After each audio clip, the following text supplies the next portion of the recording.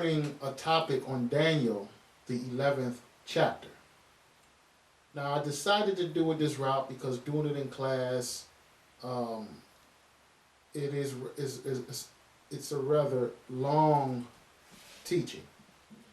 And the reason why I say that is because we take our time and go verse by verse. And we believe it is necessary to do that because of the proliferation of so-called prophets. Everywhere you look around, someone's a teacher, someone's a prophet, someone's a priest, and all of these titles, and everybody got some prophecy to tell you. Well, tonight we're going to deal with the prophecy pertaining to Daniel chapter 11, and we're going to examine it to see if it's in our future. Many of us probably have heard the teachings about the Pope of Rome coming into Jerusalem, and Daniel 11th chapter is one of the chapters that they go to about that. We have a teaching up, and most high willing we will revise it, but we have a teaching up on Daniel 12 and Daniel 8. However, they use these texts to justify their prophecy on the Pope of Rome. And we're going to show you verse by verse in Daniel chapter 11 that there is difficulty trying to put the Pope of Rome there.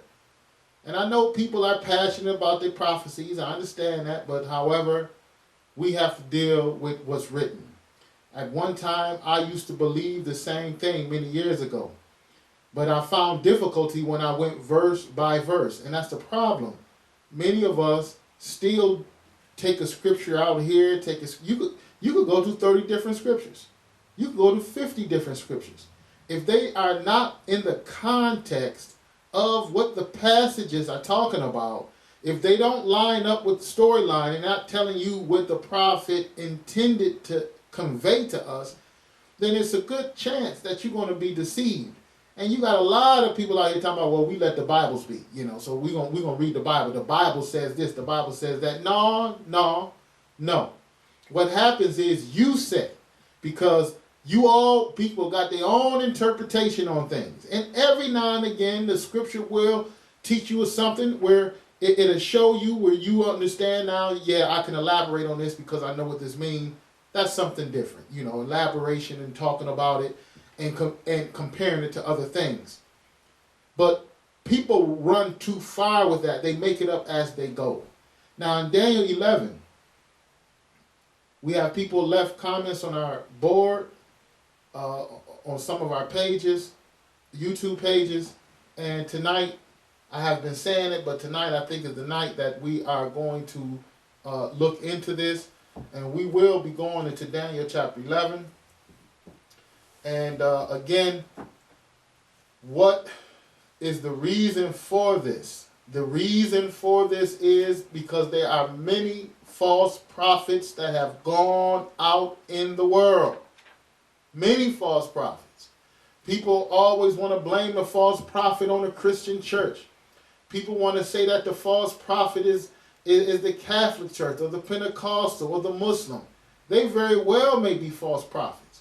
But remember, the time isn't up yet, meaning that many of the so-called Israelites could find themselves and will find themselves in that same group of false prophets. Now, I'm not here to prophesy to you. What I am here to do today is read the text.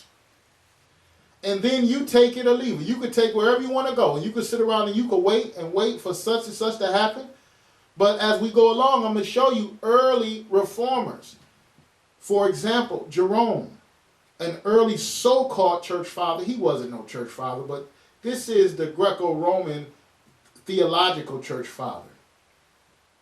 He thought I'm going to show you when we go into Daniel chapter 11, he thought the Antichrist, according to Daniel 11, was going to be a Jew who was going to take over the Judean Empire or the Judean territory and eventually conquer the Roman Empire.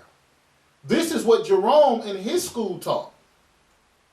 Then later on, you had some Jews who read, in the 3rd, 4th century, who read this text, and they believed And mind you, Jerome thought it was a Jew. So then you have some of the Jews, they had their interpretation of the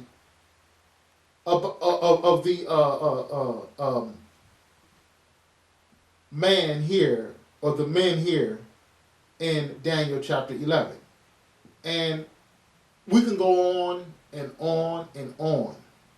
And we're going to briefly discuss it as we get further down in these passages.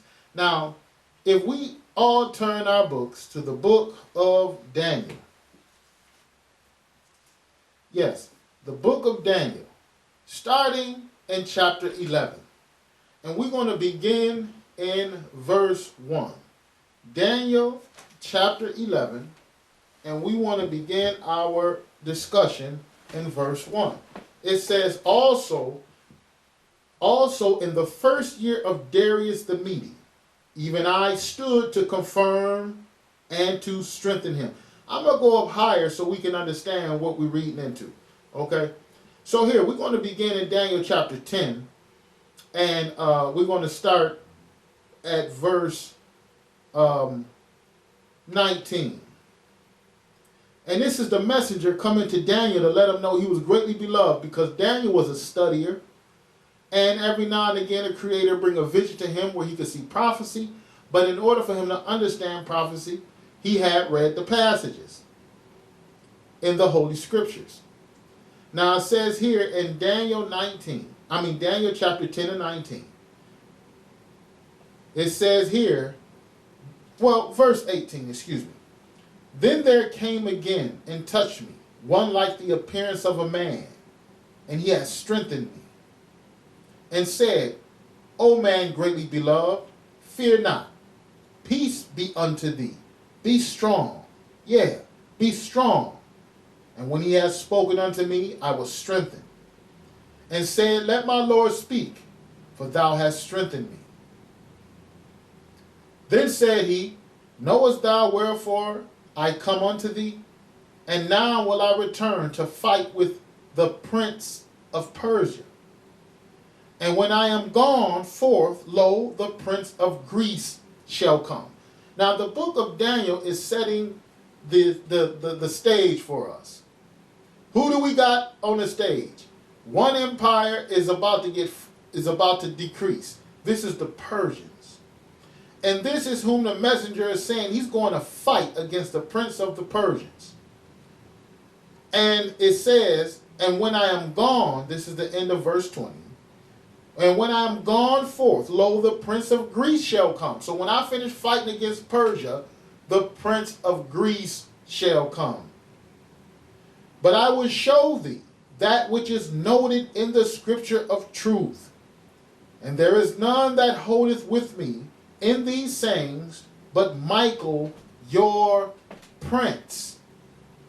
And that's why some people say that Michael is the Messiah and all this. No, we're not discussing it today, but notice these passages. So when you read in Daniel 8, you will start to understand who this prince is.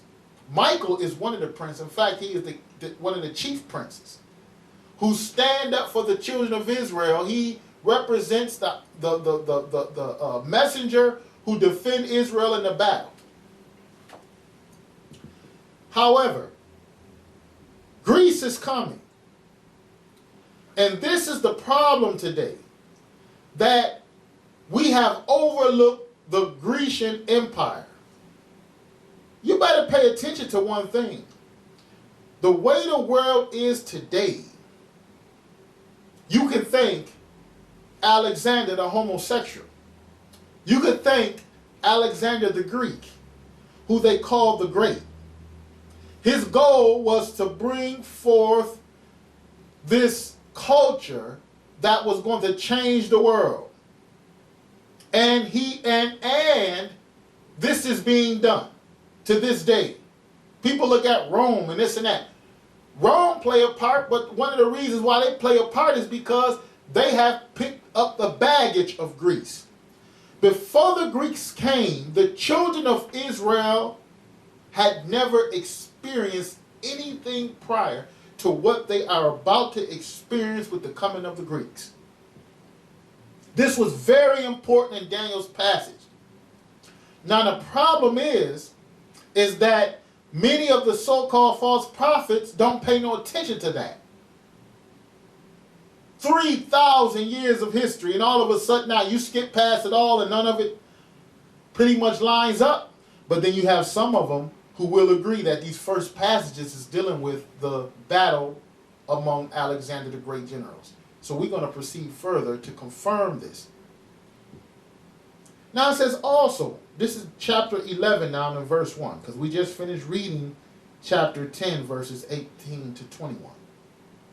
Now it says also, in the first year of Darius the Mede, even I stood to confirm and to strengthen him. Now remember, the prince of the Persians was about to decrease. And as messenger said, I'm going to fight with the prince of Persia, which Darius was one of the princes of Persia. Okay? So we're looking at the Persian Empire, but the messenger going to fight against them and make way for the Grecian Empire to come. Now, verse 2 in Daniel chapter 11 reads, And now will I show thee the truth. Behold, there shall stand up yet 3 kings in Persia, and the 4th shall be far richer than they all. And by his strength, through his riches, he shall stir up all the realm of Greece. Now he said there shall be 3 princes, but the 4th shall be far richer than them all. And this 4th one, who's going to be richer than all of the princes in Persia, shall also stir up the realm of the Greeks. He shall provoke the Greeks to come against the Persians. Okay?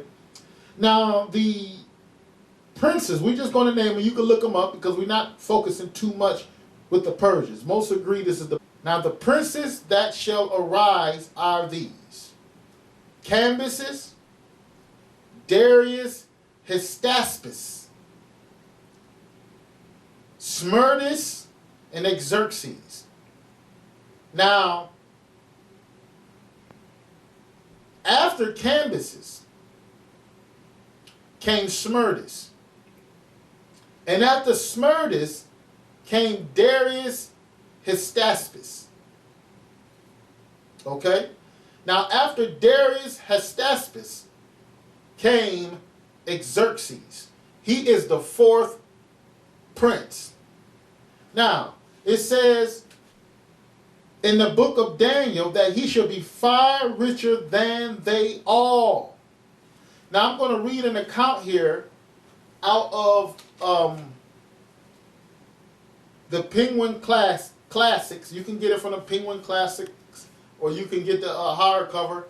But this is the Herodotus, the histories. And I'm going to read out of the histories and find out who might this be who is rich, and he's going to stir up all the realm of the Greeks. And I'm going to go to page 425. Page 425. And let's see what we can find. And this is book 7, the histories of Herodotus. It reads, Xerxes, in the process of assembling his armies, had every corner of the continent ransacked. For 4 years following the conquest of Egypt, the mustering of troops and the provision of stores and equipment continued. And toward the close of the 5th, Xerxes, at the head of his enormous force, began to march. Now, it takes great wealth to even do what he did. Ransacking the continent. Okay? That's what Herodotus said. In the process of assembling his armies, he had every corner of the continent ransacked. Because you have to pay for a great army. And this is what Xerxes had the money to do. Daniel said that he shall be far richer than the 3 which was before him. All right. And the three which was before him again was Cambyses, Smerdis, and Darius Hystaspes. Now, he began his march. It says the army was indeed far greater than any other of which we know. So in order for him to even employ a great army, this is signifying that Xerxes had very great riches. It dwarfed the army. It dwarfed the army Darius commanded in his Scythian campaign, and the great host of Scythians who burst into Media on the heels of the Cimmerians, and brought nearly all Upper Asia under their control. Now, this is the fourth king in Persia. Mighty army, great riches. And remember, he had every corner of the continent ransacked. It is he who's going to stir up all the realm of Greece. It continues, section 21. All these armies together with others like them would not have equaled the army of Xerxes. So he's talking about all of the armies. I didn't name them all, but all of the armies from the Trojan War, from when Bosphorus invaded and overran Thrace. All of these armies who invaded could not compare to the great army of Xerxes. Now, I wanted to read that first to show you that you had to have great riches to do that. Remember, it said his army dwarfed Darius's army. Okay? So we are seeing here that there was one that rose up far richer than they all which was before him, and by his strength, through his riches, he shall stir up all the realm of Greece. The strength of his military dwarfed every other military that Herodotus could think of. And in order to pay for that military and that strength, he had to have great riches. Now notice, we're going to go further with this. We're going to go now the same book 7 of the histories of Herodotus. We're going to go further and look at this. Now we're going to flip forward to page 427. Page 427, so we can get an idea on what's going on here. So he had this great army. Now notice this account here. Notice this record that we have from Herodotus. It says here at Selene, a Lydian named Pythias, the son of Attis, was awaiting Xerxes, and on his arrival entertained him and the whole army and with most lavish hospitality, and promised besides to furnish money for the expenses of the war. The mention of money caused Xerxes to ask the Persian present who Pythias was, and if he was really rich enough to make such an offer.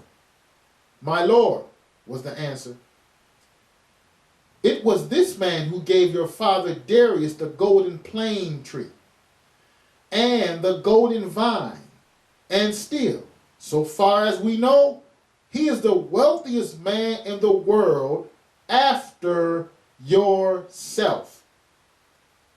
So this declares that Xerxes was far richer. His army dwarfed Darius's army. His army dwarfed his father's army. Okay? And he was far richer than all three before him, and he stirred up the realm of Greece. Now, mind you, the passages here is pointing out that fourth prince in Persia. Okay? Why? Because it is him who's going to have all these riches, and because of these riches and the strength, he, as Herodotus said, he's going to ransack the continent, and Greece was one of those islands and places and territories and whom he ransacked. Okay? Now, the Persians had other princes after Xerxes. Okay, after Xerxes, the Persians had a prince called Artaxerxes Longimanus. Artaxerxes Longimanus. Then they had another, Darius Nothus. They had another one, Artaxerxes Nemon. Then they had another one, Ochus or Ochus. And they had a fifth, Darius Codomanus or Codomanus. Darius Codomanus. So they had other princes.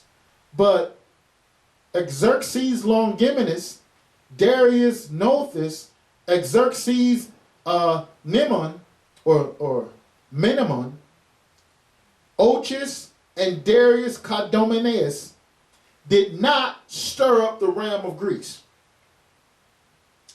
When Alexander the Great invaded, he told the Persians that I'm coming to whoop your head because of what Xerxes did when he terrorized the world with that army. And we may read it in the passages if I bring out that history. It's a lot of things to look at today. And what we're going to do, take your time, take your notes, get your encyclopedias together, because we're going to start to look into this. Now, when we're looking at verse 2, one of the Persians, 3 kings in Persia, the fourth shall be far richer than they all, and by his strength, which was the mighty army of Xerxes, through his riches he shall stir up against all the realm of Greece. Now in verse 3, remember, the angel was going to fight against the prince of Persia. The last prince that I know of, and you can look into the history to see, was Darius. But this was Darius Codomanus, or Codomanus. Now,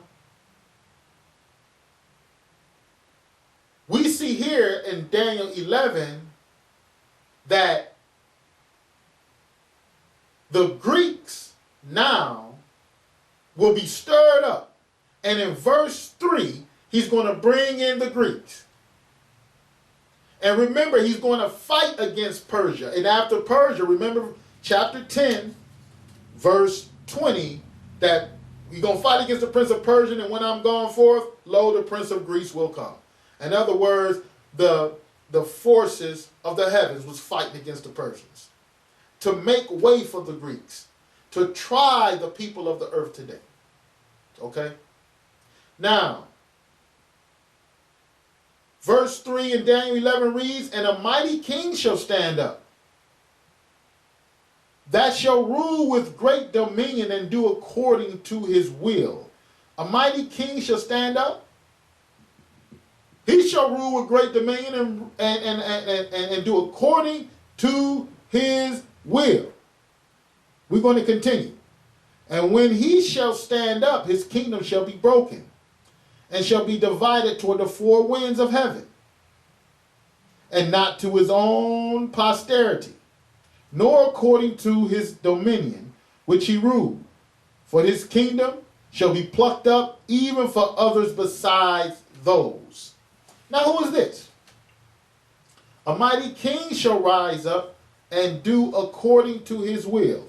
And notice that his kingdom shall be broken in verse 4. And shall be divided toward the 4 winds of heaven, and not to his posterity. Now, some don't think Alexander the Great had kids. Some records say he didn't. Some records say he did have kids. I know one record that I did find that Alexander did have a son who was killed. And his name was Alexander Agus. Okay, he was killed. So there was no one else to sit on Alexander the Great's throne. But one of his generals came up with an idea to divide his kingdom between themselves. And we're going to read that and show that to you. It was going to be divided with the 4 winds. Now, if we take our time here and we go look into the book of, let's see. Do I want to go here now? Yeah, we're going to take our time and go. I was going to go to the map, but not yet. What I'm going to do, we're going to present some history on this. And this book is called The Last 2 Million Years of Man. It is written by readers or published by Reader's Digest. The Last 2 Million Years of Man. And with this, I'm going to go to page 76 to read about Alexander the Great. According to the book of Daniel, a king shall come up and do according to his will. And then in verse 4, it tells us that his kingdom shall be broken and divided toward the four winds, and it shall not go to any of his posterity or any of his children. Okay? Verse by verse so far. We're going along. We haven't deviated yet from the Persians and the Greeks. In fact, the messenger didn't say anything else when he was preparing us for Daniel chapter 11. Who did he mention? He said, I'm going to fight against Greece, and after that, I'm going to fight against the Persians. In Daniel chapter 10, leading us into Daniel chapter 11, I'm going to fight against the Persians. And after that, the Greeks going to come. He come to make this vision known to Daniel. He didn't mention nothing about no Romans. He didn't mention nothing about any other than the Greeks and the Persians. And this is the messenger who was coming to give Daniel the message. This messenger didn't prepare. This is all he mentioned, these two empires. Persia I'm fighting against, after that Greece going to come. He never said he's going to fight against Greece and then another kingdom going to come. He never said that. So this is what I mean by when we read the passages, to look and see what the passages are saying. So now we're going into Daniel chapter 11. We've seen Greece. We've seen how one of the Persians with great riches shall stir up the ram of Greece. Now we see a great king that had come on the scene, and his kingdom shall be divided to the four winds after it's broken. Because the Greeks was to come next after the Persians, just like he said.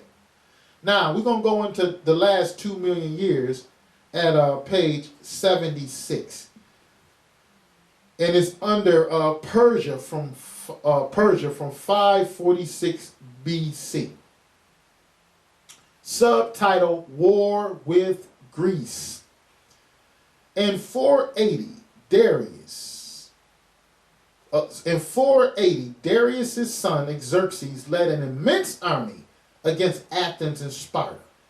Remember, Xerxes was the one with all the riches who Herodotus talked about. And it was him who was to stir up all the ram of Greece. Now notice what history said. Xerxes, which was Darius' son, okay, he shall stir up all of the ram of the Greeks. And this son was this Darius who was the father of Xerxes, was Darius Hestaspes. Darius Hestaspes. This was the father of Xerxes, okay?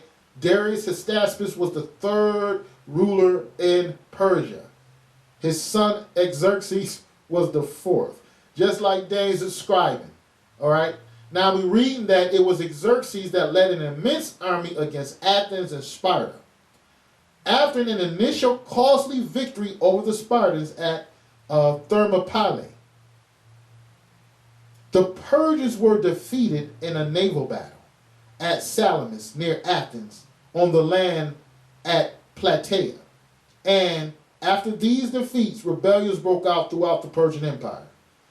Notice this, nearly 150 years later, the Persians were no match for the military genius of the well-trained cavalry of Alexander the Great. 150 years later, Alexander the Great came to do that because he told, you can find this in history.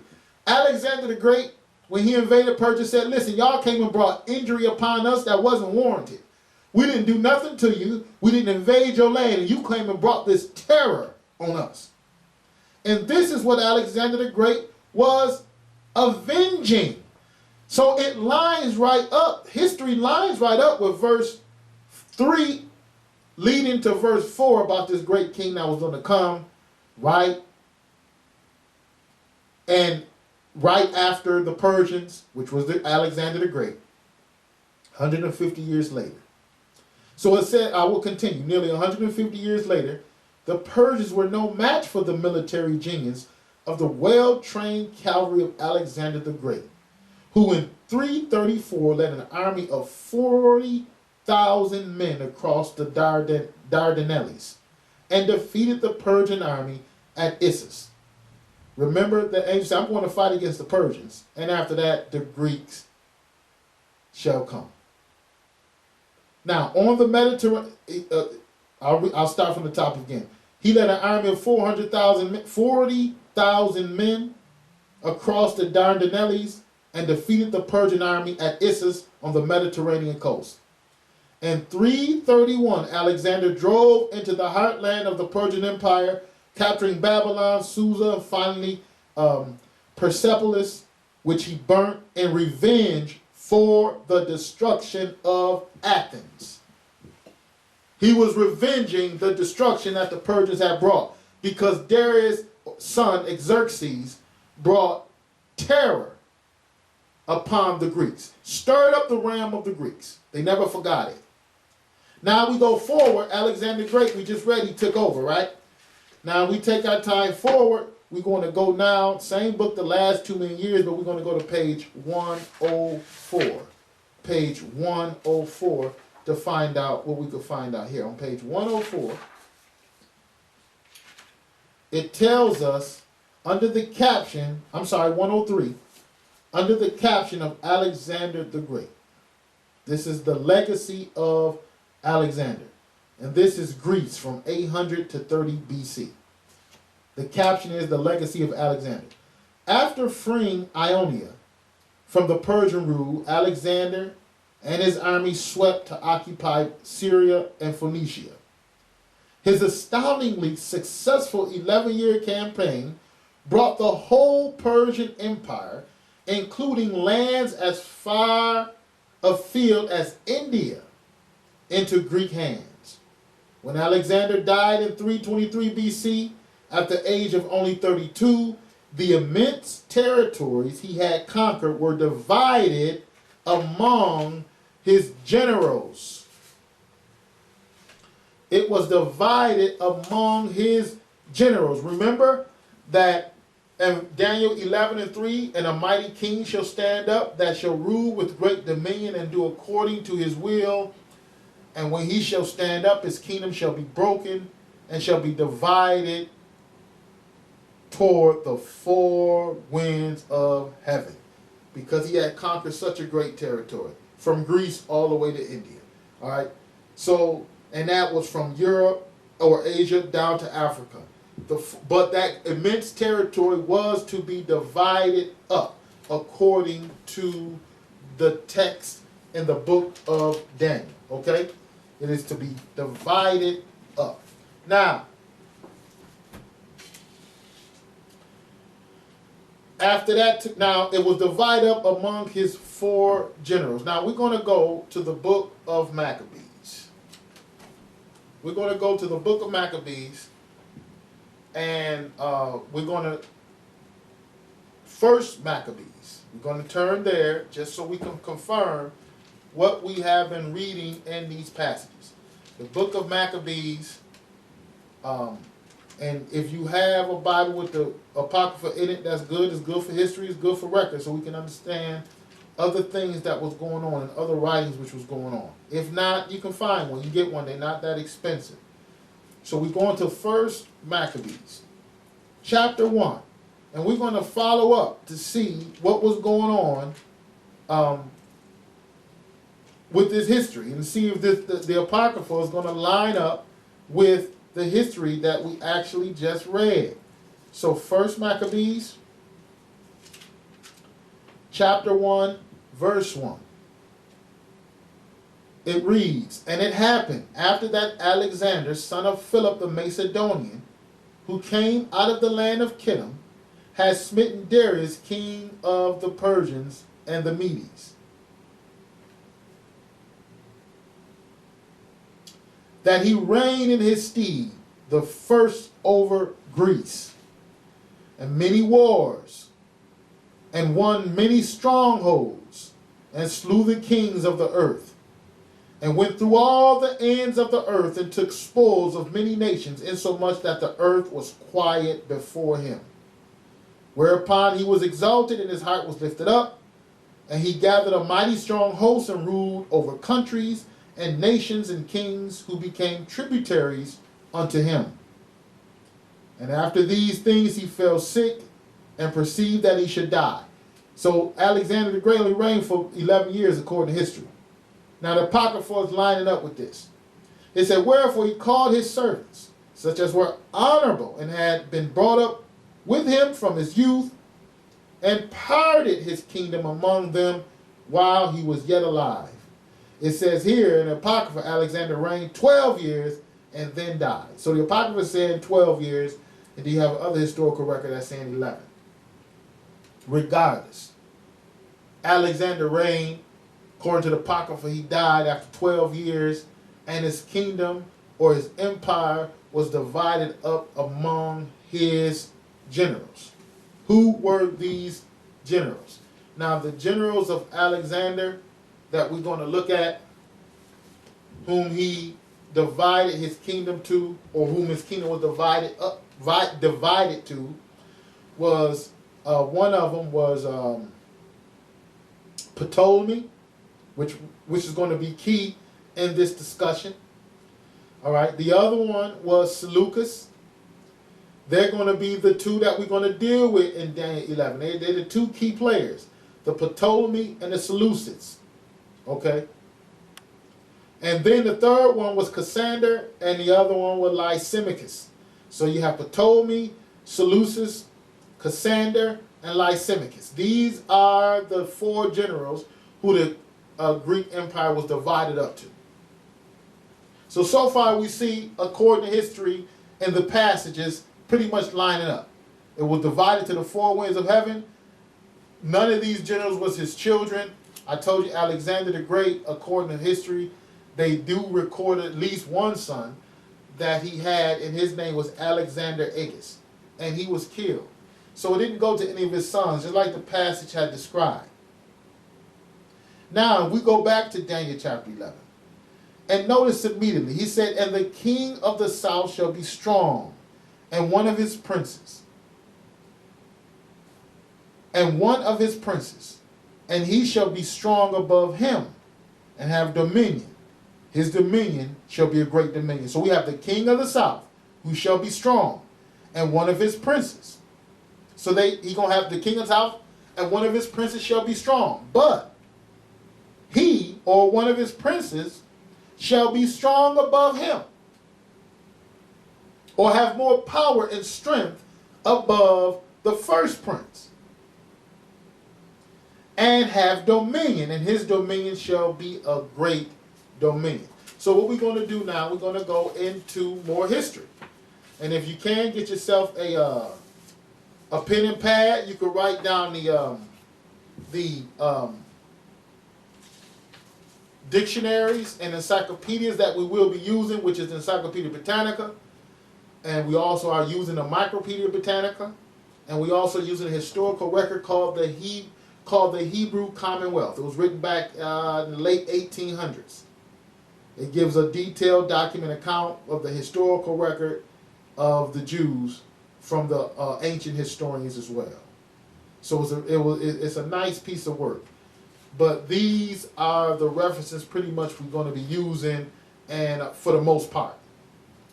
Now, the first king of the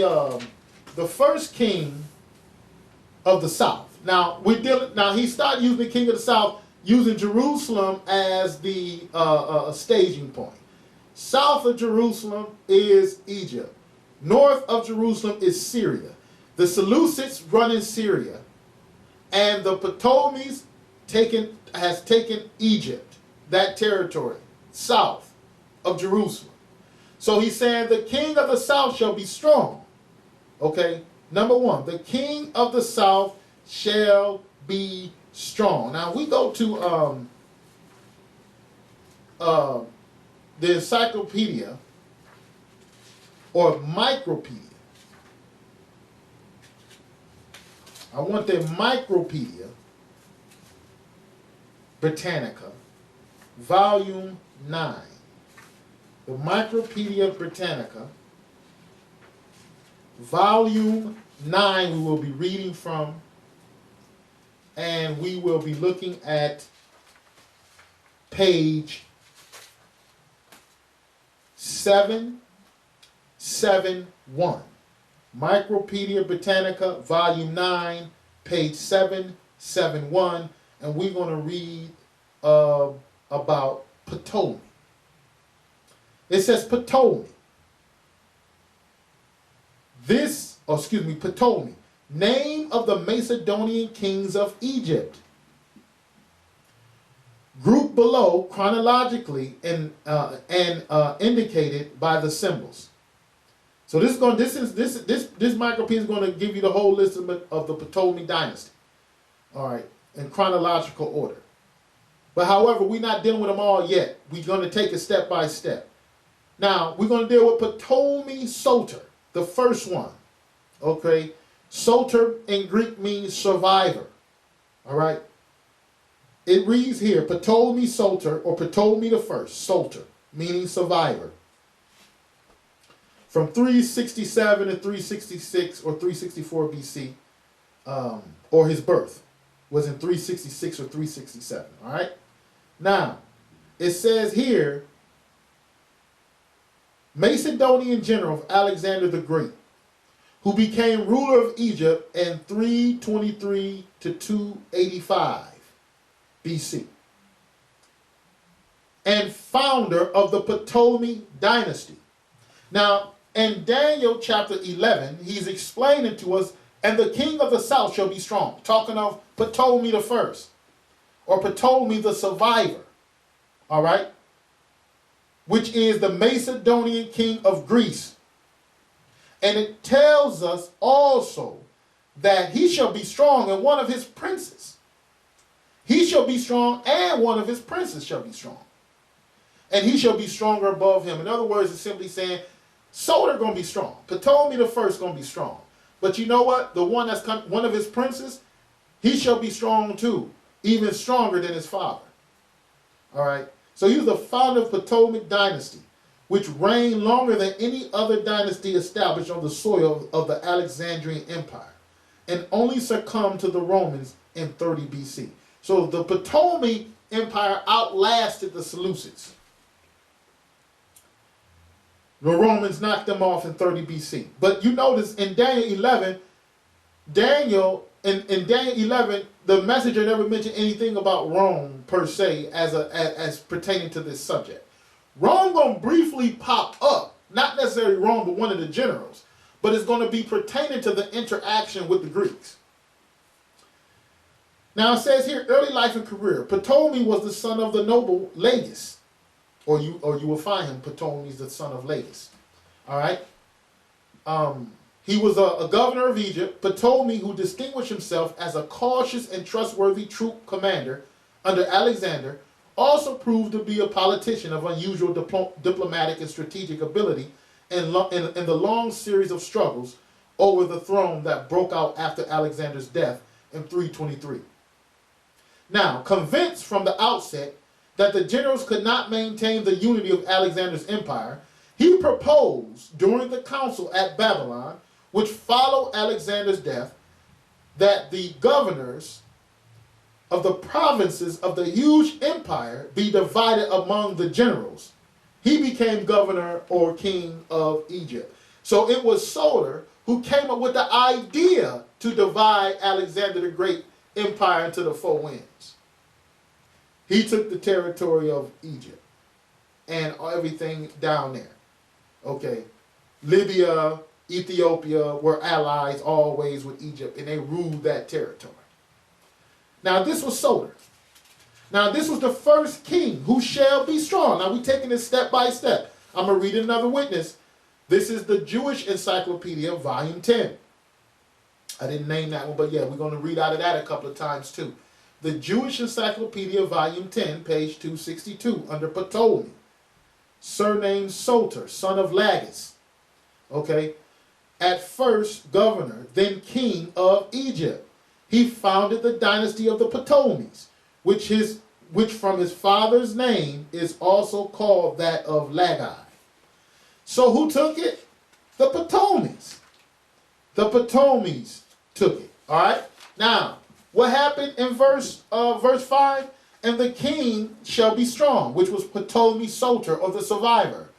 He shall be strong. But one of his princes shall be stronger above him, and have dominion. His dominion shall be a great dominion. So who came after Ptolemy Soter, or Ptolemy the survivor? And right now we're just dealing with the king of the south. All right, and we have read Ptolemy Soter became governor, then king over Egypt, which is south of Jerusalem. Now, the second we read is Ptolemy II, or Philadelphus, meaning brotherly love. Okay. Ptolemy II. Notice this. Ptolemy II. Greek brother loving. King of Egypt. Second king of the Ptolemaic dynasty, who extended his power by skillful diplomacy, developed agriculture and commerce, and made Alexandria a leading center of the arts and sciences.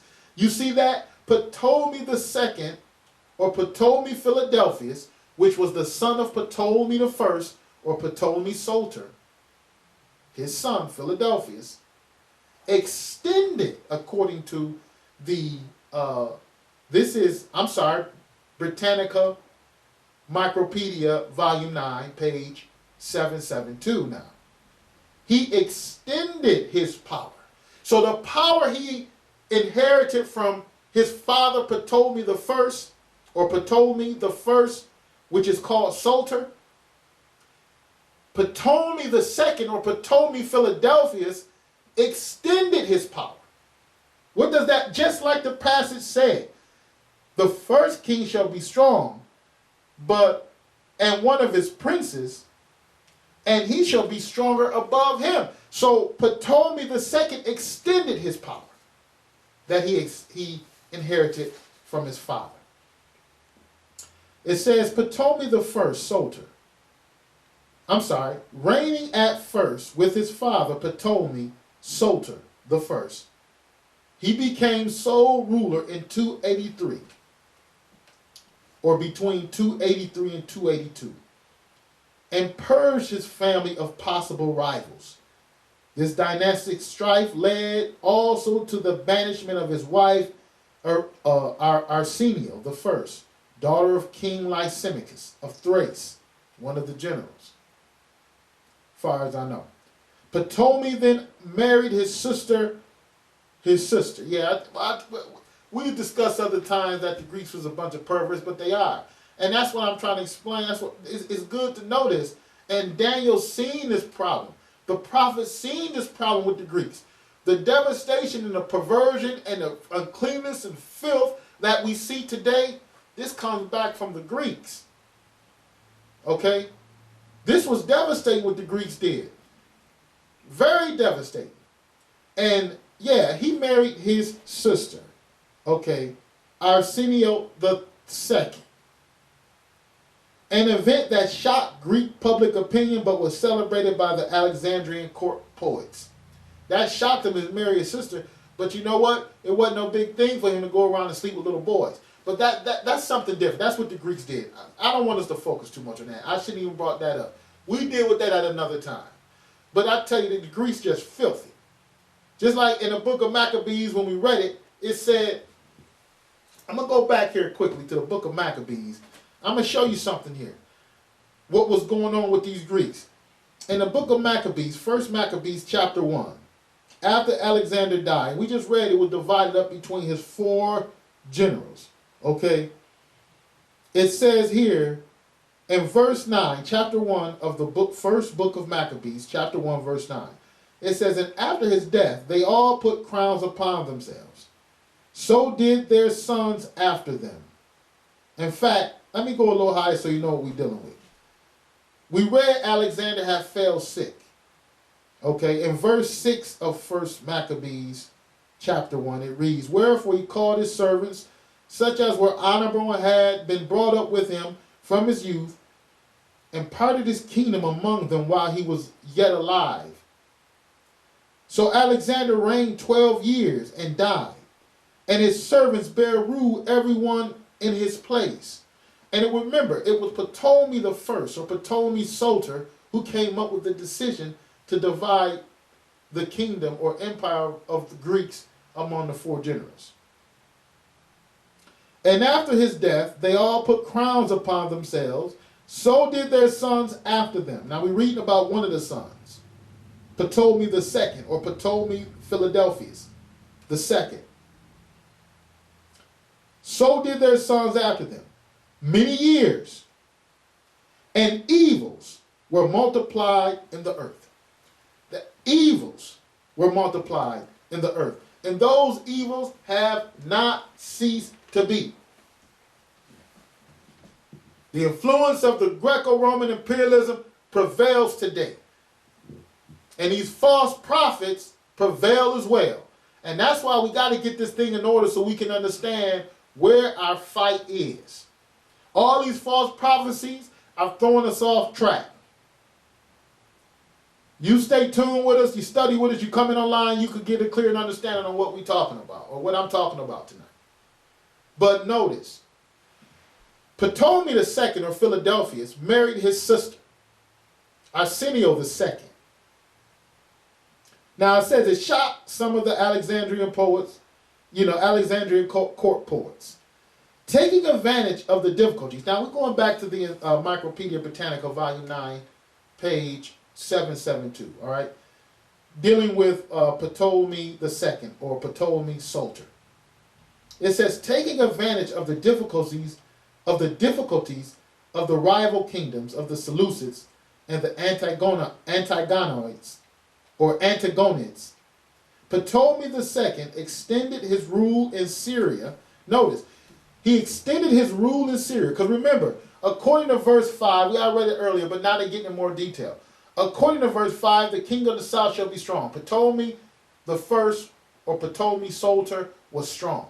But it also tells us, and the king of the south shall be strong, and one of his princes, and he shall be strong above him.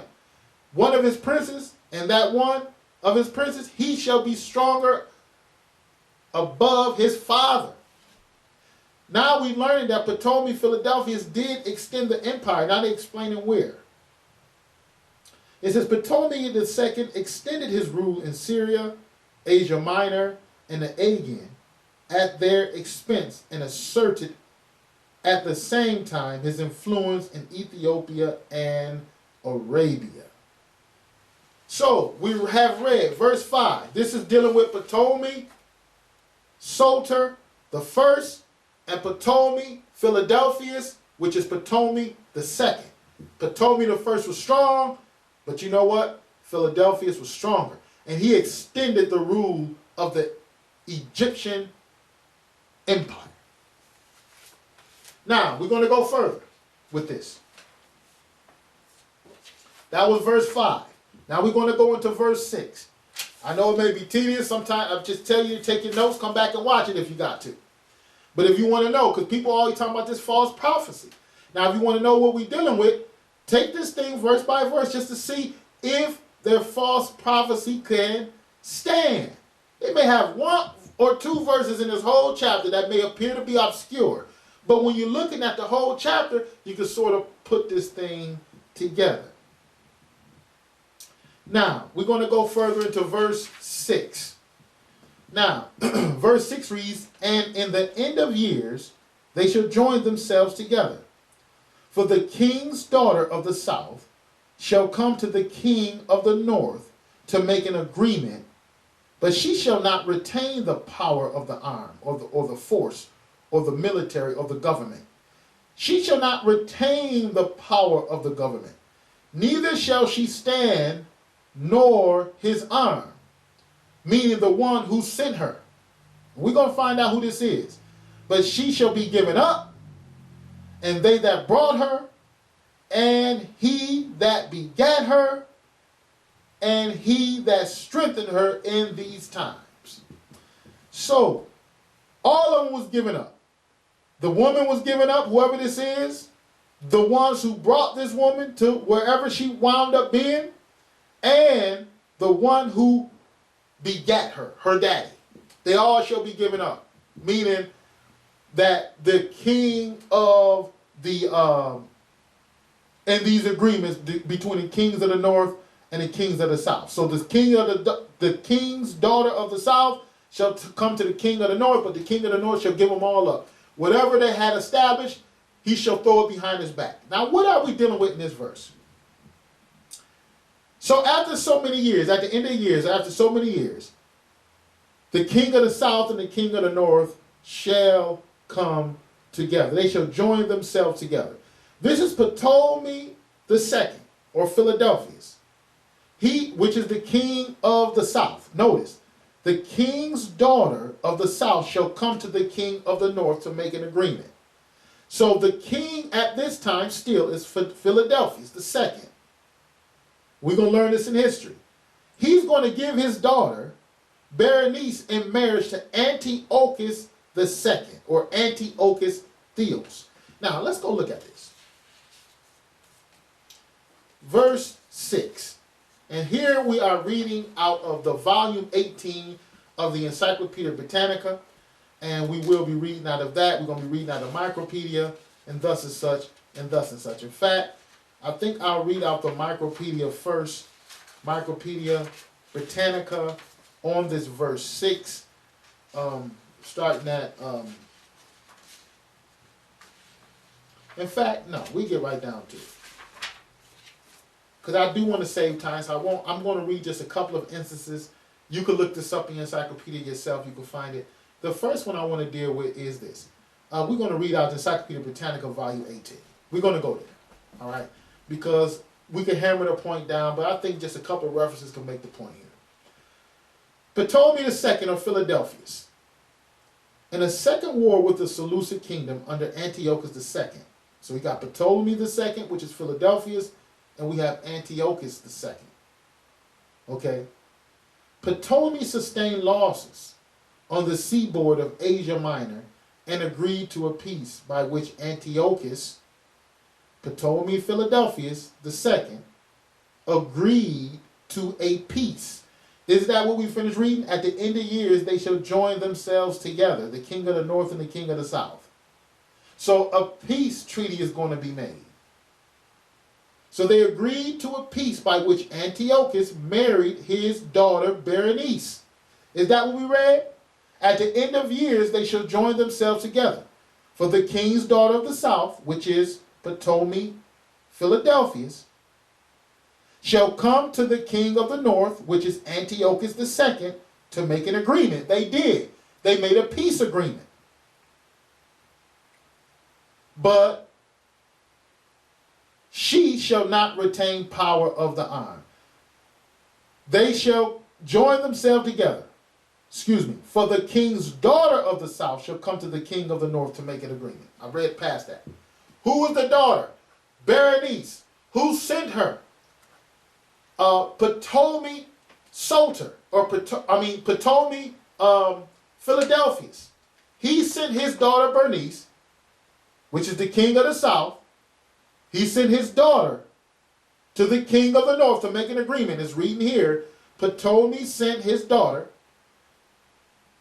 to marry Antiochus. This is what the encyclopedia reveals.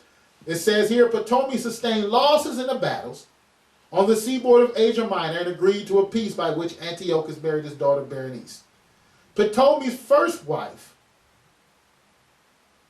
Arsenio, daughter of Lysimachus, was the mother of the legitimate children. After her repudiation, he married, probably for political reasons, his full sister. Now, we have Berenice, who is the king's daughter of the south, and she came to the king of the north to make an agreement. Is that what we read? To make an agreement. Now let's go a little further than this. Now we're going to go into the Micropedia Britannica. But it says here, but she shall not retain the power of the arm. So think, now notice, when the king of the south, Ptolemy Philadelphus, is sending his daughter down, or sending his daughter up to the king of the north, to Antiochus II, if she's going to marry the king, then what? She's going to have power as well as being queen over the military and over the empire. But the text is letting us know that she shall not retain the power of the arm, neither shall she stand, nor his arm. What's going to happen to her? What's going to happen to the king of the north, and his arm? What's going to happen to Berenice and Antiochus II? We're going to read it. Now it tells us here again in the Micropedia Britannica, Volume 9, Ptolemy II, Philadelphus. It reads, while a new war with the Seleucids did not affect the basic position of the rival kingdoms, the so-called Thermidorian War, stirred up by Ptolemy against Antiochus II, or Antiochus II, Gonatas, but we're going to call him Antiochus II, king of Macedonia, resulted in a weakening of the Ptolemaic influence in the Aegean and brought about near disaster to Ptolemy's allies, Athens and Sparta. We're still dealing with Ptolemy II. Now, this war he had made, it had caused problems, resulting in the weakening of the influence that he had brought. Okay? Now, it tells us here, Ptolemy was no more successful in the Second Syrian War, fought against the coalition of the Seleucid king Antiochus II and Antigonus Gonatas.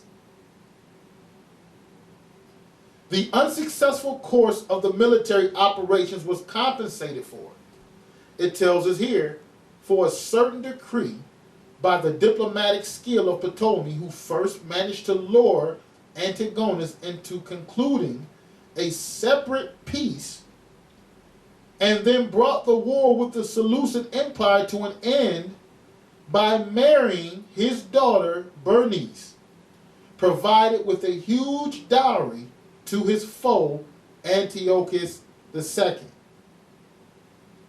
So now we see the doings of Ptolemy II. Now, he had settled matters with Antigonus, okay, and then he also settled matters with the Seleucids. By what? By marrying his daughter Bernice to the king of the north. But notice this. It continues. The unsuccessful course of the military operation were compensated for, okay? How? By which way? By which he did. It says here that in 255, Ptolemy II brought the war with the Seleucid Empire to an end by marrying his daughter Bernice, and provided with a huge dowry to his foe Antiochus II. So Ptolemy II sent his daughter to be the wife of Antiochus II. All right. The magnitude of this political masterstroke can be gauged by the fact that Antiochus, before marrying the Ptolemaic princess, had to dismiss his former wife, Laodice.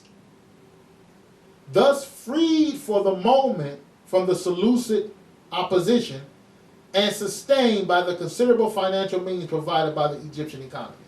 So what happened? After here, we see in 6, at the end of years, they joined themselves together.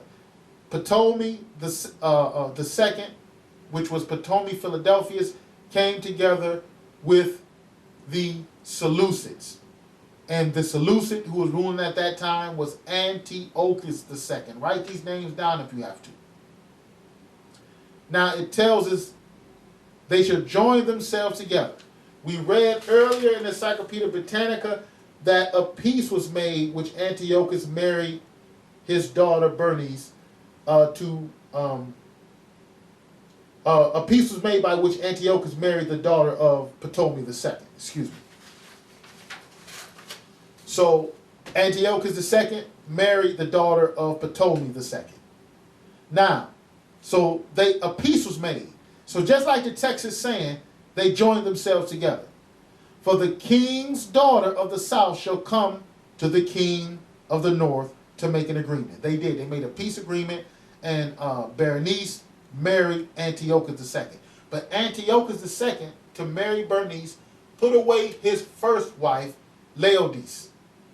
Okay, he put away Laodice and married Berenice, which was the daughter of Ptolemy Philadelphus.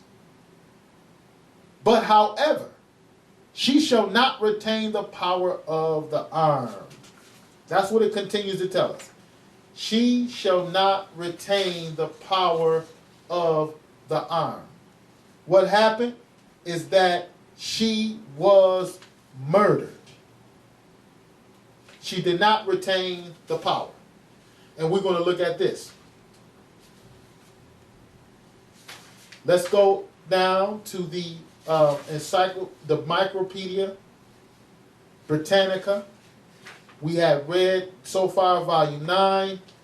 We are going to go to volume 10. And we want to go to page 618. Volume 10, page 618. Now we're going to read here under Seleucus II. Seleucus II is none other than the son of Laodice.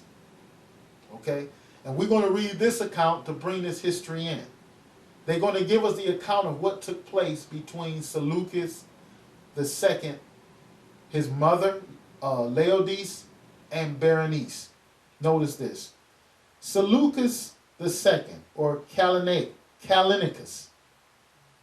Seleucus II, or the name Callinicus, was the fourth king of the Seleucid dynasty, son of Antiochus II, which is, I'm sorry, I said earlier, his name is Antiochus II, also was called Antiochus Theos, excuse me. Antiochus II repudiated his wife Laodice, Seleucus' mother. Seleucus II, or Callinicus' mother, remember, we read in the history that Laodice had to be put away for Antiochus II to marry Ptolemy's daughter Berenice. So it says here, Antiochus II repudiated his wife Laodice and married Ptolemy's daughter Berenice. But in 246, Antiochus had left Berenice in order to live again with Laodice. So what's going on? Just like he's explaining. The king's daughter of the south shall come to the king of the north to make an agreement. The peace agreement was made when Ptolemy Philadelphus sent his daughter Berenice to marry Antiochus II. However, Antiochus II had put away his wife Laodice to marry Berenice, which was Ptolemy's Philadelphus' daughter. So agreement was made, but she shall not retain the power of the arm, neither shall he stand, nor his arm. So Antiochus the second shall not stand, neither shall Berenice stand. Why not? They shall not retain the power. Why? Notice this. It says here again, Antiochus II repudiated his wife Laodice and married Ptolemy's daughter Berenice. But by 246 BC, Antiochus had left Berenice in order to live again with Laodice and Seleucus in Asia Minor. So we just read how the queen, or the daughter, of the king of the south, it tells us she shall not retain the power of the arm. Notice what just happened. That Antiochus left her. Okay, now we're going to continue. So she was no longer queen. Antiochus II went back to his first wife. So Berenice would not retain the power of the arm. Now it continues. He left 246 BC. He left Berenice in order to live again with Laodice and Seleucus in Asia Minor. Laodice poisoned him and proclaimed her son King Seleucus II, while her partisans at Antioch made away with Berenice.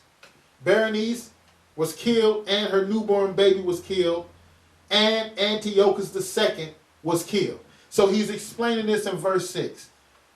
She shall not retain the power of the arm. First of all, because Antiochus II left her and went back to Berenice.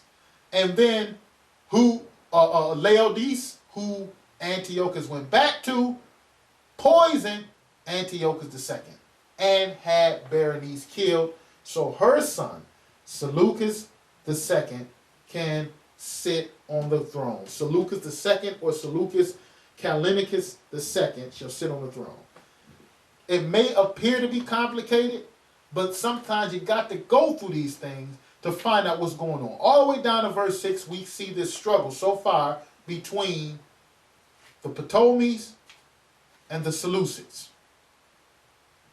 And it says, and he that begat her, and he that strengthened her in these times. In other words, they were all given up. Once Berenice lost power, and Antiochus II, whom he made the agreement with, lost power, all that agreement that they made was out the window. And this is bringing us now into verse 7. Now in verse 7 it tells us, but out of a branch of her roots, out of a branch of Berenice's roots, what happened? Because remember, her is who? The king's daughter of the south. Now, out of her roots shall one stand up in his estate. Whose estate? The estate of the one who begat Berenice. None other than the Ptolemies. Okay, Ptolemy Philadelphus. One shall stand up in his estate. And the one who's going to stand up shall be a branch of her roots. It shall be a relative of Berenice's. He shall stand up in his estate, which shall come with an army, and shall enter into the fortress to the king of the north, and shall deal against them, and shall prevail. So now we see here one coming up, and shall invade the king of the north. So Berenice, which was of the Ptolemy lineage, a branch out of her roots, shall rise up and invade the Seleucids, or the kings of the north. Did that happen in history? Let's see. Now we're going into, again, the Encyclopedia Britannica, volume 20. And we're going to read under Antiochus Sultan. All right, this is the subtitle, page 305. We're going to pick it up with that peace treaty that was made when Berenice married Antiochus II. It says here, after Antiochus Soter, he was succeeded by his second son, Antiochus II, or Theos. That's what we've been reading about just previously in verse 6. Now, about 250, peace was concluded between Antiochus and Ptolemy II, or Antiochus II and Ptolemy II. Antiochus repudiating his wife Laodice and marrying Ptolemy's daughter Berenice. But by 246, Antiochus had left Berenice and her infant son in Antioch to live again with Laodice in Asia Minor.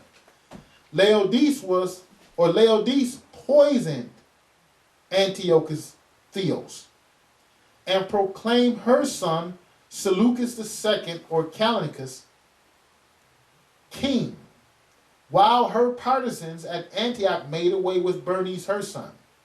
Now notice this. This just reviewed verse 6 in Daniel 11. Now we're going into verse 7. Berenice's brother, remember it said in verse 7, but out of a branch of her root shall one stand up in his estate. Berenice's brother stood up in the estate of Ptolemy II, or Philadelphus.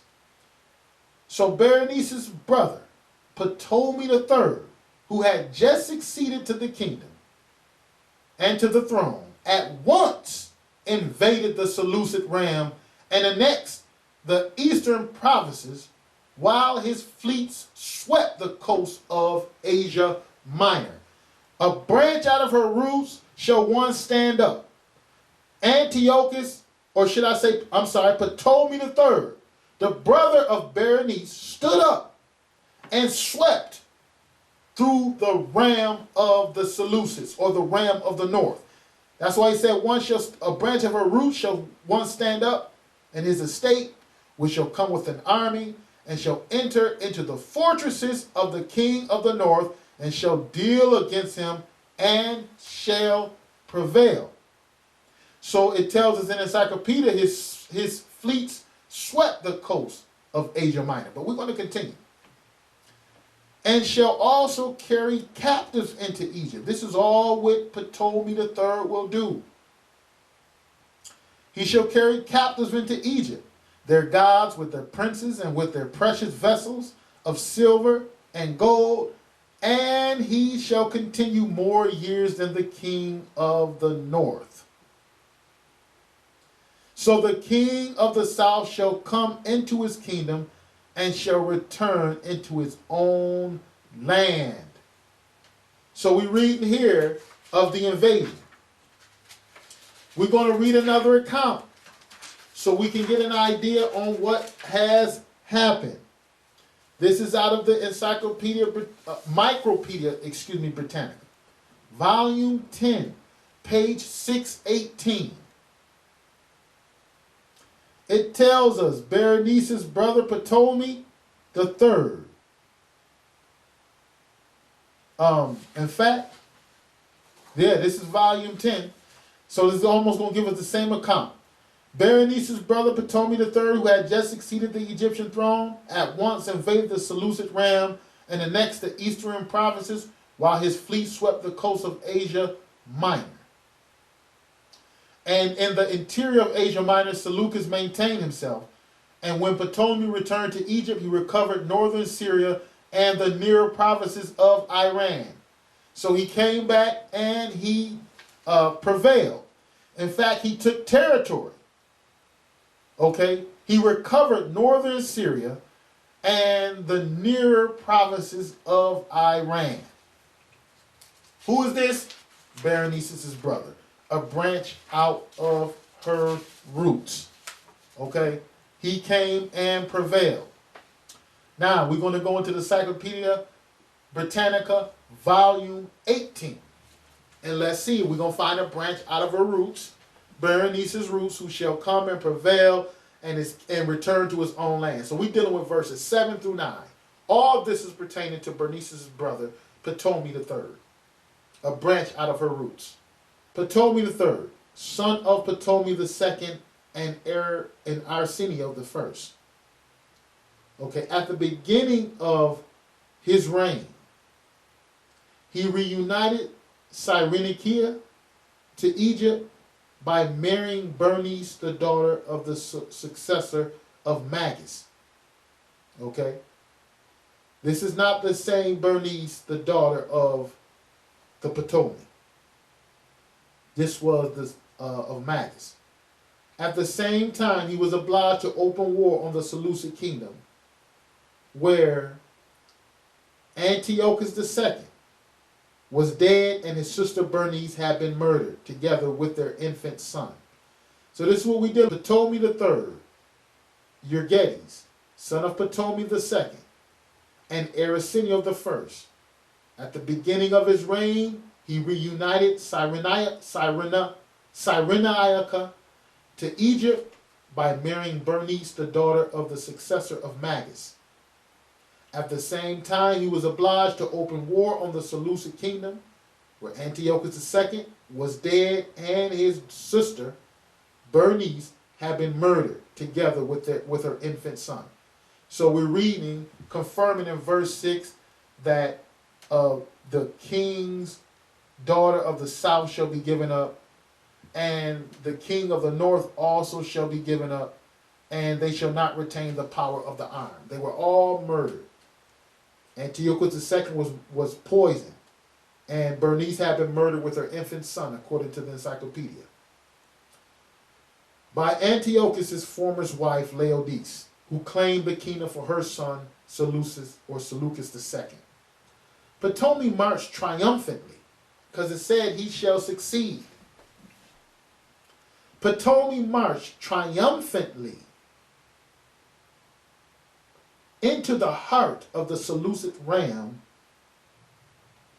as far as any rate as Babylonia, and received the formal submission of the provinces of Iran, while his fleets in the Aegean recovered what his father had lost upon the seaboard, and made fresh conquests as far as Thrace. This moment marks the zenith of Ptolemaic power. So he succeeded. Ptolemy III, he succeeded, just as the text says. All right? He took back over territory. He went far into the Seleucid realm, almost as far as Babylon, and he marched triumphantly. He succeeded, just like it tells us here in verse 9 in Daniel 11. So the king of the south shall come into his kingdom and shall return to his own land. But notice, I'm going to read it again. The Jewish Encyclopedia, volume 10, page 263. Ptolemy III. It reads, King of Egypt, King of Egypt, Ptolemy Euergetes, King of Egypt from 247 to 222 BC. It reads, the Egyptian king made great conquests in Syria, which statement is confirmed by external authorities. The idols of the conquered, together with gold and silver vessels, were, according to the biblical passage, seized by him for Egypt.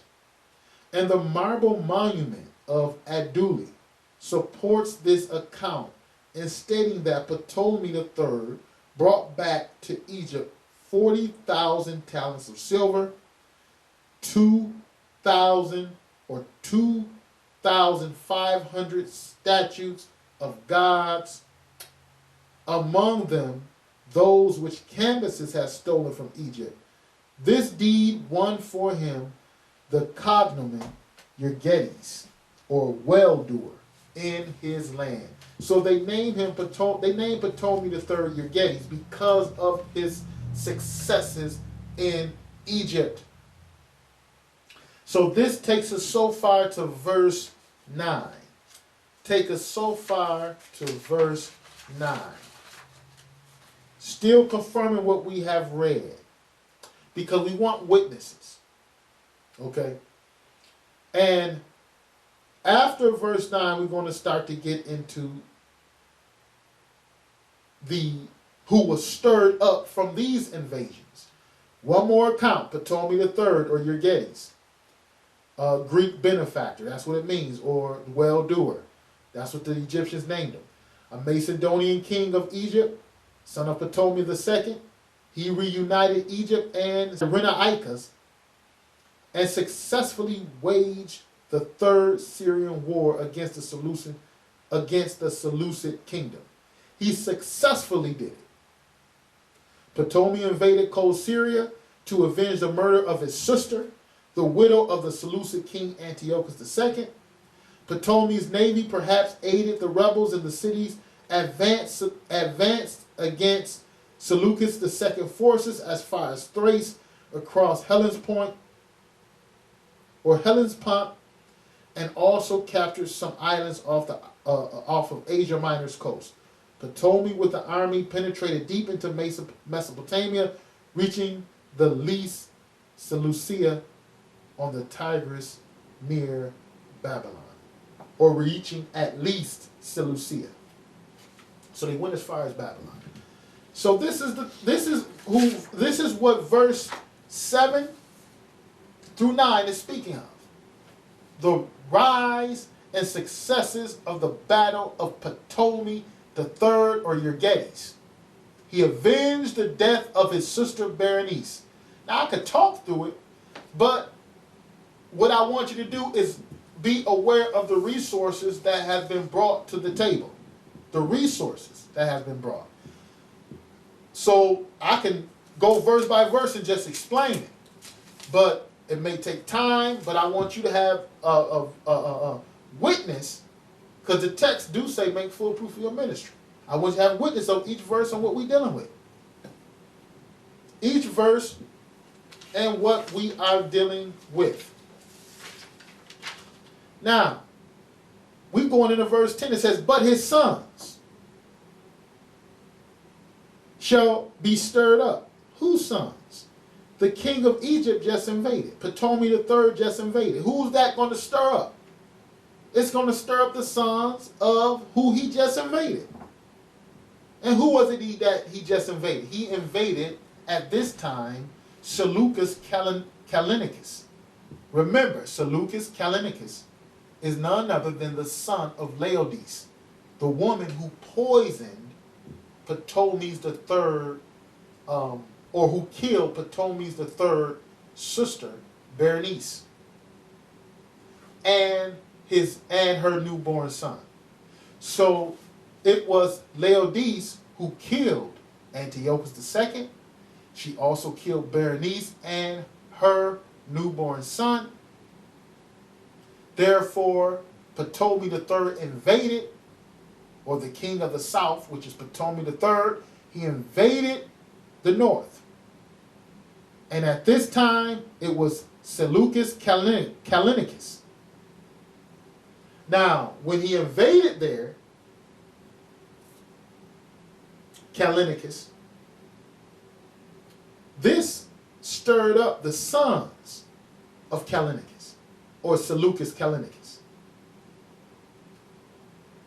Who were his sons? Seleucus Callinicus' sons were Seleucus III, which was Seleucus Soter, and Antiochus III, which was called the Great. And he is none other than the father of Antiochus IV, who is going to get a big portion of Daniel chapter 11. And we're going to get to him. But the messenger is running it all the way down of the battles, which is going to lead up to Antiochus IV. So right now we have Callinicus, and his son shall be stirred up. And if we go here, we're going to go into an encyclopedia and start to look at it. Now, Britannica, volume 20, page 305. It says here, under Seleucus II, or Callinicus, what happened to him? That his sons were stirred up. Well, we read Seleucus II, or Callinicus. We're going to find out why Seleucus, or what happened to Seleucus Callinicus. Now, it tells us here, by 246, Antiochus had left Berenice. We're going back into history to ride up where we are. We're going all the way back to like verse 6 in Daniel. It says, Antiochus had left Berenice and her infant son in Antioch to live again with Laodice in Asia Minor. Laodice poisoned him and proclaimed her son Seleucus II, or Callinicus, king, while her partisans at Antioch made away with Berenice and her son. Okay? It tells us here, we're skipping down some. Seleucus was killed by a fall from his horse. His elder son, Seleucus III, okay, Soter. This was Seleucus III, who was also called Soter, took up the task of reconquering Asia Minor from Attalus, but fell by a conspiracy in his own camp. So we have, it tells us in verse 10, but his son shall be stirred up. For one, number one, his sons. Whose sons? Seleucus' sons, Seleucus II sons, shall be stirred up. But he shall be killed according to the history. He fell from off of his horse. So the task of conquering or war fell upon his son Seleucus II, who was called Soter. But Seleucus III, who was called Soter. So after Seleucus II fell off his horse and died, Seleucus III, or which is called Soter, he had a conspiracy in his camp, and that's how he fell. So if we notice here in verse 10, but his son shall be stirred up and shall assemble a multitude of great forces. And one shall certainly come and overflow and pass through. Then shall he return and be stirred up even to his fortress. So notice, his son shall be stirred up, but one shall certainly overcome. Why? Because Seleucus II, or Seleucus II, who was called Seleucus, after he died, he had two sons, Seleucus III and Antiochus III. Seleucus III was killed from a conspiracy in the camp. That's how he fell. Now, it tells us here, Antiochus III, Callinicus, or Seleucus II, which is called Callinicus, his younger son, a youth of about 18, now succeeded to the disorganized kingdom. So after his older brother Seleucus III was killed, Antiochus III, a youth, he was about 18 years old, he came into the disorganized kingdom. Not only was Asia Minor detached, but the further eastern provinces had broken away. So there was trouble. However, these sons were stirred up. One son was killed from a conspiracy in the camp. Their daddy, which was Seleucus II, fell off of a horse and killed himself. So the only one you got now is Antiochus III. And it says here that one shall certainly come and overflow. And that one is none other than Antiochus III. Notice this. The campaigns of 219 and 218 carried the Seleucid arms almost to the confines of Egypt. Now we have, just like they said, the kings of the north, his son, one of them gonna pass over. It was Antiochus III. His campaigns in 219 and 218 carried the king of the north arms, or the Seleucid arms, almost to the confines of Egypt. But in 217, Ptolemy IV defeated Antiochus at Raphia and compelled him to withdraw north to Lebanon. So it says here, one shall overflow and pass through, then shall he return and be stirred up even to his forces. So the first time he was defeated. We're going to go look at this a little further. Again, under Seleucus III, who was killed, and his brother took the journey, or took the campaign and took over the kingdom, and his brother's name was Antiochus III. But we're going to read about the oldest brother now, son of Seleucus II, which is Seleucus III. Fifth king of the Seleucid dynasty, eldest son of Seleucus II, which is called Callinicus. Seleucus III then led an army across to Tyrus. And in Persia, however, he was assassinated. Remember, there was a conspiracy in the army, or in his camp. He was assassinated. He was succeeded by his younger brother Antiochus III, which is called the Great.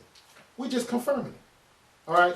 It tells you it was a conspiracy in the camp. Now this other history is telling us, yes, he was assassinated. And this brought in his brother, Antiochus III. Now it tells us here in Encyclopedia Britannica, in fact, the text we had previously read was Micropedia Britannica, volume 10, page 618, that gave us the record that Seleucus III was assassinated.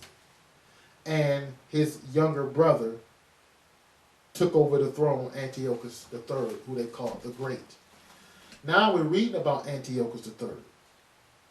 It says, by name, Antiochus the Great. Seleucid king of the Hellenistic Syrian Empire from 323 BC to 187, who rebuilt the empire in the east but failed in his attempt to challenge Roman ascendancy in Europe and Asia Minor. Now it says here, the son of Seleucus II. Antiochus III is the son of Seleucus II, who fell off of his horse. And he is the younger brother of Seleucus III, who was assassinated. That's why the text reads, and one of them shall pass over. Now he tells us here, the son of Seleucus II, Antiochus III succeeded his brother Seleucus III as king. He retained from the previous administration Hermias as chief minister. Antiochus was now free to conduct what has been called the Fourth Syrian War, during which he gained control of the important eastern Mediterranean seaports of Seleucia and Perea. So he gained some territory, all right? He gained control of eastern territories of the Mediterranean seaports, Seleucia and Perea, Tyre and Ptolemais. In 218, he held Cold Syria, which is called Lebanon, Palestine, and Phoenicia. In 217, he engaged an army numbering 75,000 of Ptolemy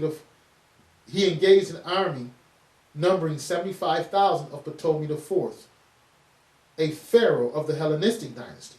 So now we see Ptolemy III invading and running into a war campaign against Ptolemy IV, who has an army of 75,000. Okay? And this happened at Rafah, the southernmost city in Syria. His own troops numbered 68,000. Though he succeeded in routing the left wing of the Egyptian army, heavily armed infantry in the close ranks in the center was defeated by newly formed Egyptian army. So what do we have here? Just as the text said, the sons shall be stirred up. Seleucus III attempted to go to war, but there was confusion in the camp and he was assassinated. His sons had to be stirred up because Seleucus II was killed falling off of a horse, according to history. And just as the text proclaimed, and one shall certainly come and overflow and pass through, which was Antiochus III. Then he shall return and be stirred up even to his fortresses. So he's going to return back to his own fortresses because he gained a lot of territory, but he was defeated at the Battle of Raphia. Okay? Now, after the sons of the Seleucids, one was killed, one invaded and took a lot of territory. They say he invaded and he got a lot of territory back. However, he was defeated by the army of Ptolemy IV, which is the king of the south. And he went back to his own territory. Now, in verse 11, who is this bringing into play? The king of the south. All right. And the king of the south shall be moved with choler, with anger, and shall come forth and fight with him. With who? With that Antiochus III. He was the son living, the younger son of Seleucus II, and the younger brother of Seleucus III. So the king of the south shall, which is Ptolemy IV, because this is who we made war with, Ptolemy IV. The king of the south, which is Ptolemy IV, shall be moved with anger and shall come forth and fight with him. Him who? Antiochus III. So in verse 11, we got a battle between Antiochus III and Ptolemy IV. Even with the king of the north, which is Antiochus III. And he shall set forth a great multitude, but the multitude shall be given into his hand. The king of the south, which is Ptolemy IV, he shall send a great multitude. Okay? Because remember, right now, the king of the of the north was stirred up. Now I said the king of the king of the south was moved with anger. He shall come forth and fight, even with the king of the north, and he shall set forth a great multitude. Okay? And he was moved with anger against Antiochus III. And we're going to go into, and we're, in fact, this is, right now we're in verses 11. Let me get our accounts ready for this one to show you exactly what's going on about this king of the north and king of the south. So here, again, we have Antiochus III coming and now being invaded by, it says, with anger by the king of the south. He shall come with anger. Now let's go look at this. This is the Macropedia Britannica, Volume 9, under Ptolemy IV, because that is who he's warned against. We just read that in the other history. And Ptolemy IV is called Philopator. It says in Ptolemy IV, or Ptolemy Philopator, Greek meaning loving his father. In 218, the negotiations collapsed, and Antiochus renewed his advance. Antiochus III, that is. He renewed his advance, overrunning Ptolemy's forward defenses. In the spring of 217, however, Ptolemy's new army set the Seleucid forces near Rafah, or met the Seleucid forces near Rafah in southern Palestine. And with the help of the Egyptian forces, Ptolemy was victorious. Although holding the initiative, the Egyptian king, on Sosibius' advice, negotiated a peace, and the Seleucid army withdrew from cold Syria. So we have a battle going on between Antiochus III and Ptolemy IV, which is Philopator. Antiochus, or the Seleucid forces, was defeated at Rafah, okay, and the Egyptian forces prevailed. Now, if we read this again, we will see, and the king of the south shall be moved with choler, and shall come forth and fight with him, which is Antiochus III, even with the king of the north, and he shall set forth a great multitude, but the multitude shall be given into the hand of Ptolemy, which is the king of the south. He defeated, at this moment in time, Antiochus III. And that's what he's saying. That, and he shall set forth a great multitude, but however, the multitude shall be given into the hand of Ptolemy IV, or Ptolemy Philopator. This is what happened. And it caused the Seleucids to withdraw from cold Syria. Now we're going to continue to read this a little bit more to see. It tells us further here, and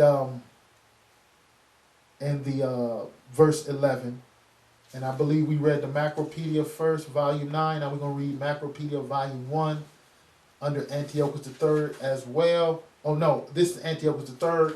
We just read about Philopator, which was Ptolemy IV, who won the battle, and now we're just reading about Antiochus III, who waged the war with a great army. All right. It says here in 217, just a review, he engaged an army, which is Ptolemy III, engaged an army numbering 75,000 of Ptolemy IV, Philopator, a pharaoh of Hellenistic dynasty ruling in Egypt at Rafah, the southernmost city in Syria. His own troops numbered 68,000, so he did come with a great multitude, but he did not prevail. Though he succeeded in routing the left wing of the Egyptian army, his heavily armed infantry in the close ranks in the center was defeated by the newly formed Egyptian infantry. All right. In the subsequent peace settlement, Antiochus gave up all his conquests except the city of Seleucia in Perea. So we find here that the king of the south prevailed in his retaliation, coming in anger against Antiochus III at this time. Okay? But Antiochus III isn't over. There's going to be some more battles going on with him. All right? So with that being said, we're going to we're going to deal with next section of this here soon. With that being said, we're going to, because it's a long, extensive study, take a break. We're going to come back to it, and we're going to be at that time picking it up at verses 11 and 12 again, because so far we at verses 11 and 12, because we find out that a great multitude, he set forth a great multitude, but the multitude shall be given into his hand, because the king of the south, he will prevail. He came in anger. He went forth and fought with Antiochus III, and which is the king of the south. And he shall set forth a great multitude, but the multitude shall be given into his hand.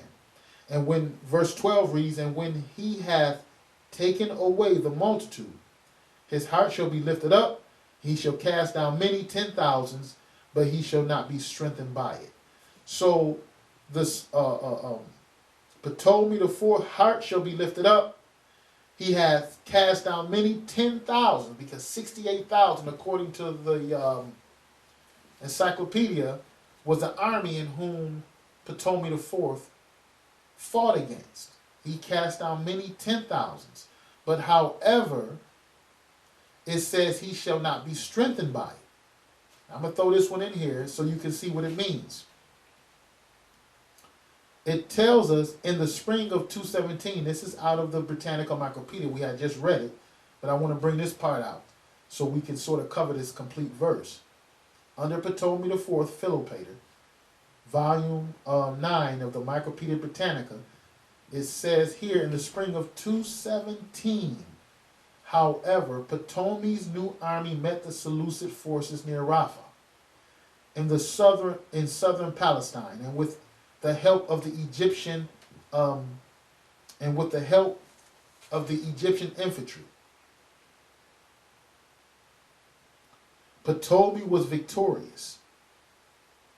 Although holding the initiative, the Egyptian king, on Sosibius' advice, must have been one of his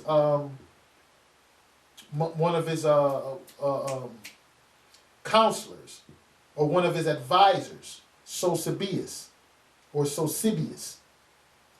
Sosibius' advice, after he just finished whooping Antiochus III, on Sosibius' advice, Ptolemy IV negotiated a peace, and the Seleucid army withdrew from cold Syria. And so therefore, whatever they came to a peace, the Seleucids kept a certain territory and let the other territory go, but this did not help Ptolemy IV. He wasn't strengthened by this victory. He didn't completely take over or knock off the king of the north. He wasn't strengthened by this victory. We're going to show you why, because Antiochus III is going to come back, and eventually Antiochus IV is going to come and devastate Egypt. So Egypt wasn't strengthened by this victory at all of Ptolemy IV. Okay? So when we come again, we're going to deal with chapter 11, and we're going to be picking it up at verse 13. Chapter 11 and 13. For the king of the north shall return, which is none other than Antiochus III. He went back after the losses and negotiated a peace treaties. Ptolemy IV negotiated peace treaties with him under the advice of one of his administrators, Sosibius, and therefore he wasn't strengthened by the victories. So now we're going to go back now into the king of the north. So bear with